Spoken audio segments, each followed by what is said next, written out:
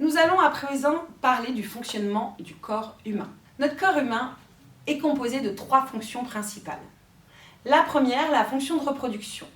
Bien sûr, elle nous permet de se reproduire, sauf problème de santé pour certaines personnes. Mais la base fait que nous sommes faits et nous sommes nés avec un système de reproduction qui du coup implique plusieurs organes. Nous allons les découvrir plus exactement dans le contenu. La fonction de reproduction est totalement différente chez l'homme et chez la femme. En effet, nous ne sommes pas constitués pareil, ça je ne vous apprends rien. Nous allons donc voir dans les différents schémas l'appareil de reproduction féminin et l'appareil de reproduction masculin. Ils jouent tous les deux un rôle important, car l'un sans l'autre ne peut pas permettre ce fonctionnement de reproduction. C'est les deux qui vont être liés et qui vont permettre la reproduction et la naissance d'un autre être humain. Bien entendu, chez la femme, ce sont les ovaires qui vont nous permettre de pouvoir créer cette reproduction. Chez l'homme, ce sont les testicules qui vont permettre de produire des spermatozoïdes. Nous avons aussi la fonction de relation qui est très importante et qui elle aussi est composée de plusieurs organes et de plusieurs systèmes. Pour la fonction de relation, on va parler de tout notre système locomoteur. Qu'est-ce que c'est que le système locomoteur? C'est ce qui nous permet de se mobiliser, c'est ce qui nous permet de bouger, d'être en mouvement. Pour cela, on va parler de tout ce qui est os, muscles, tendons.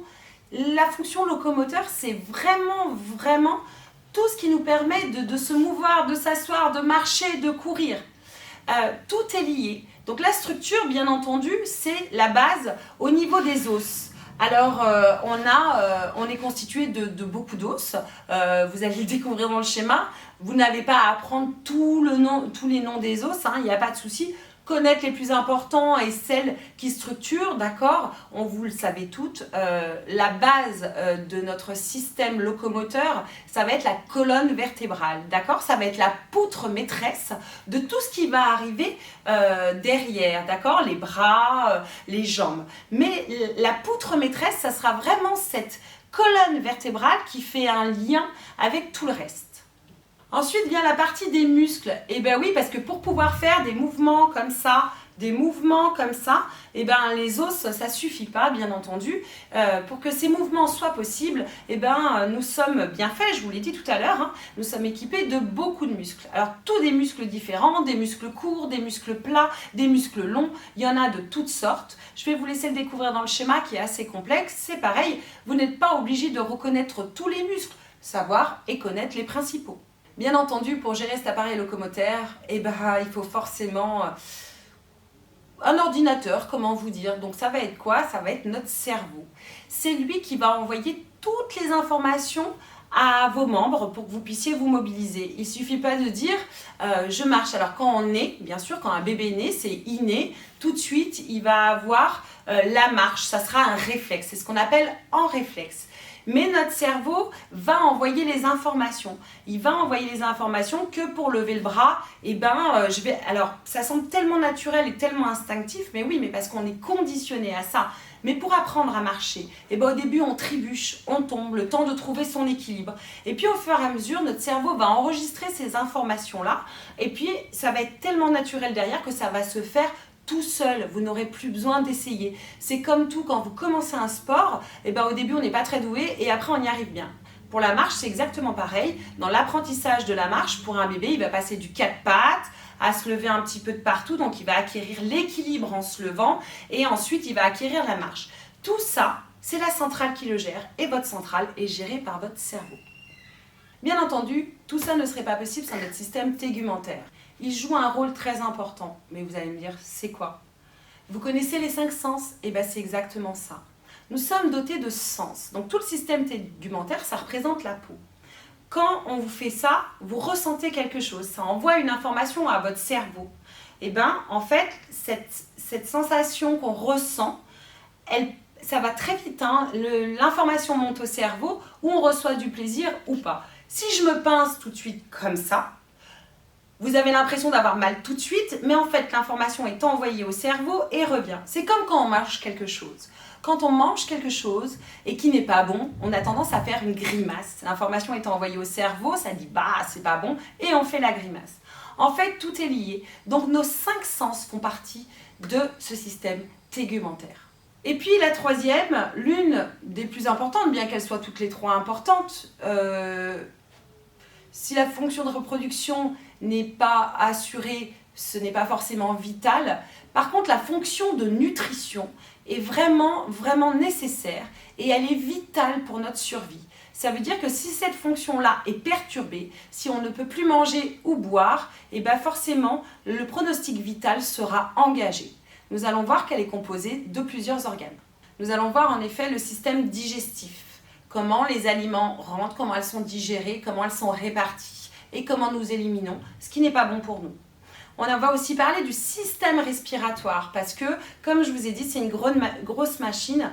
Nous ne pouvons pas parler du système respiratoire sans parler du système cardiaque. Et oui, je vous l'ai dit tout à l'heure, c'est le moteur.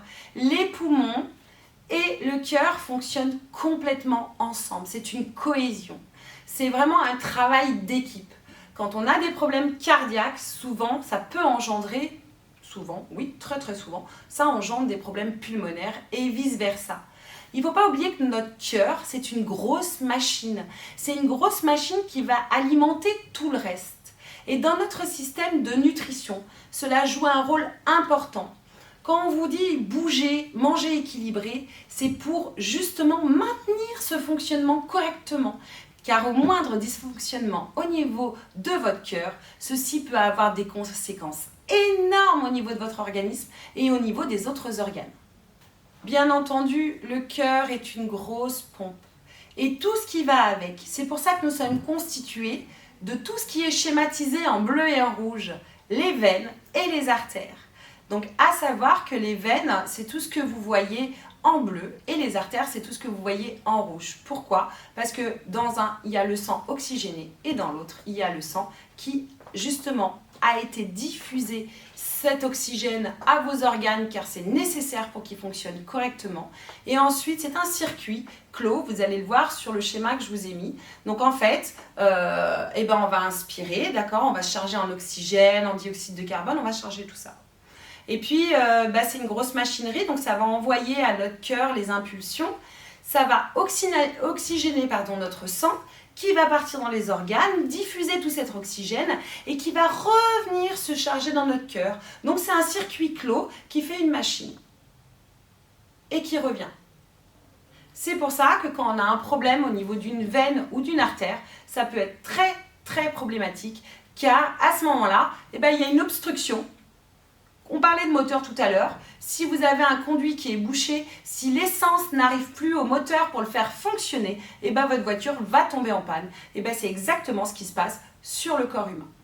Bien entendu, tout ce qu'on avale, tout ce qu'on ingurgite, tout ce qu'on fait n'est pas forcément gardé. Nous n'avons pas besoin de tout. Pour ça, nous avons l'appareil urinaire. L'appareil urinaire, il va servir à évacuer tout ça. Avoir des reins qui fonctionnent bien, c'est un état de bonne santé, vraiment.